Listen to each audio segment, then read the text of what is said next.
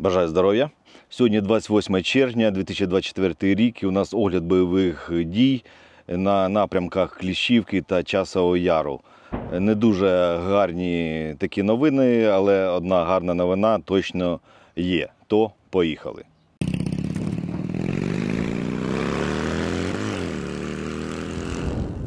Перший відрізок – це Кліщівський, це Курдюмівка, Андріївка, Кліщівка.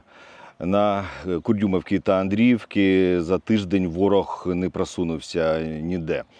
А ось на Кліщівці ворог по самій Кліщівці все-таки пройшов трошки.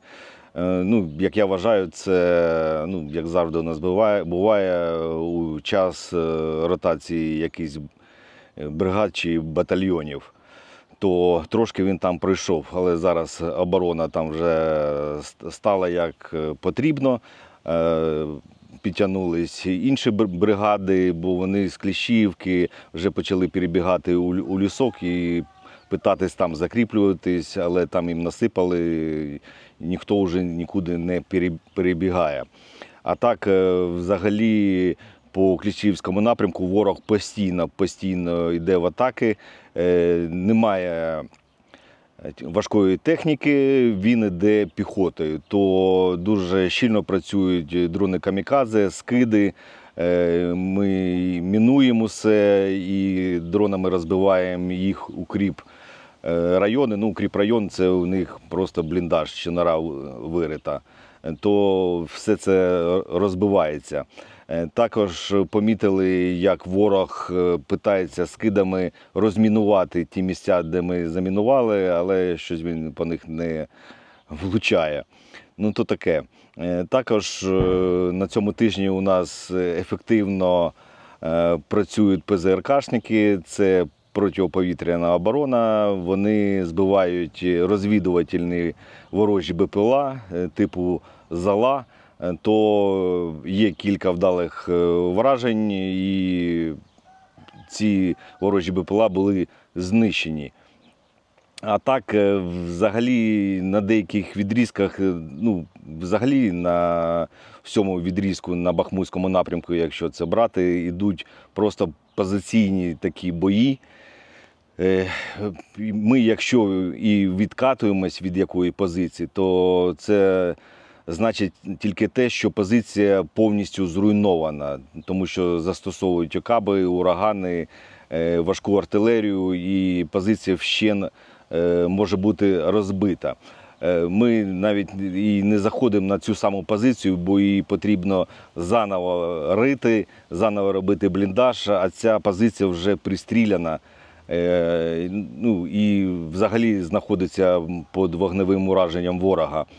То позиції відновлюються, але в інших місцях, і теж хлопці риють, копають, накривають чим можна, бо туди будівельні матеріали не підвести, а то, що залишилось від посадок, ви самі вже бачили давно, я показував, що одні пеньки, то важко, зрозуміло, відновлювати якісь позиції і робити укриття якісь. То 93-я бригада у повному складі, все працює на цьому напрямку, плюс до нас підійшли ще підкріплення інших бригад, то гарна новина, як я казав, тільки одна, що на нашому напрямку прийшло багато підкріплення.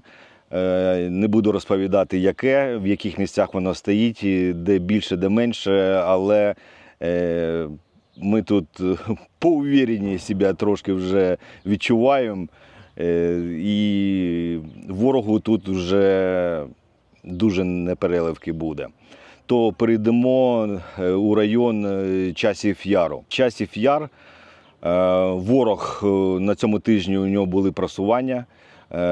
Те, що він по Калинівці проходить, я вже розповідав, це просто утилізація росіян там, вони там до половини Калинівки доходять, їх знищують. Вони опять заходять, їх знищують, то пів Калинівки у нас просто полігон для знищення російського окупанта воно стоїть. Але нижче Калинівці, вони там пройшли по лісу, і вони до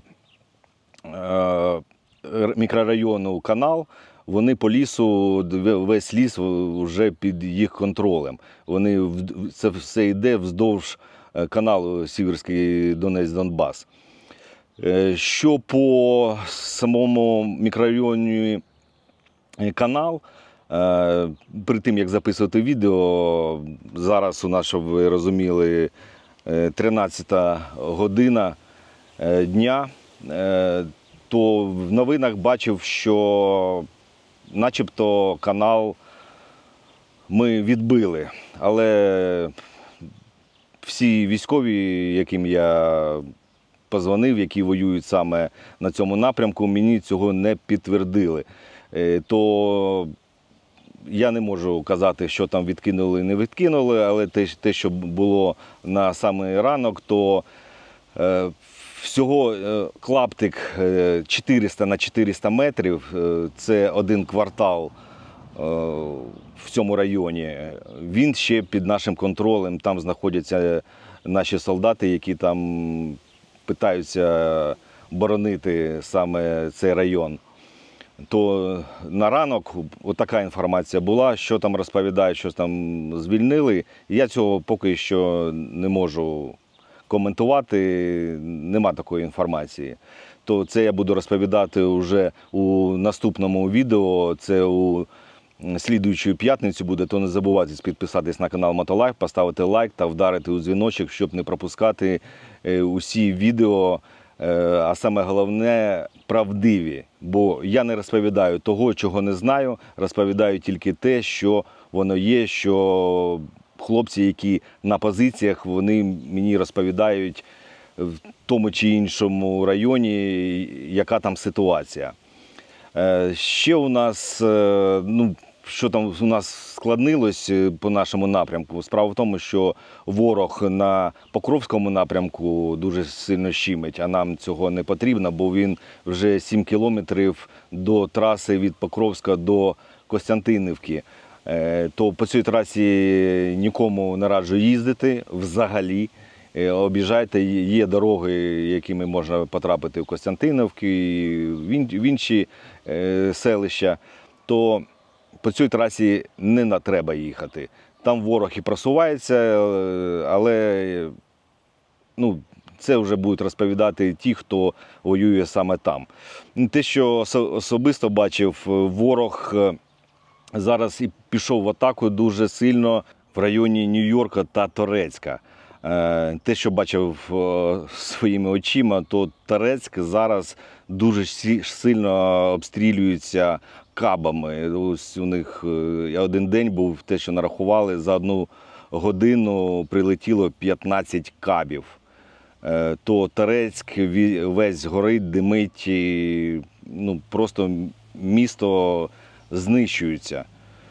То, я так розумію, ворог робить таку артпідготовку важку і буде тиснути все-таки на Торецьк, на Нью-Йорк в цьому районі, для того, щоб вирівняти лінію, якраз і по трасі воно буде там від Покровська, Торецьк, Костянтинівка, Часів Яр. От цю лінію він хоче вирівняти, бо у нього так воно зігзагами йде, і це небезпечно для нього. Так, ми розуміємо, що він хоче зробити, але щоб ви розуміли, просто Торецьк дуже сильно обстрілюється кабами і всім чим завгодно, все палає. От така ситуація. Не скажу, що у нас тут щось мега радужне. Ворог, як не крутий, але потрошку він проходить. Метр за метром, але кожен день в нього є якийсь успіх. Я гадаю, що це ненадовго. Є предпосилки того, що наша оборона зміцнилась ще більше. А коли у нас оборона буде така, як потрібно, то вже будуть і контратаки. Що коли розповідати не будемо, бо ми цього не знаємо. Але ми сподіваємося, що все-таки ми будемо перемагати, і це дуже скоро буде. А перемагати ми можемо тільки завдяки вам, завдяки вашим донатам, вашій допомозі, бо без вас звичайні солдати не будуть мати те, що їм потрібно. І завдяки вам ми переможемо. Так, нас можна знищити, але перемогти ніколи, бо ми не переможні. Слава Україні, слава ЗСУ, а Путін – гандон.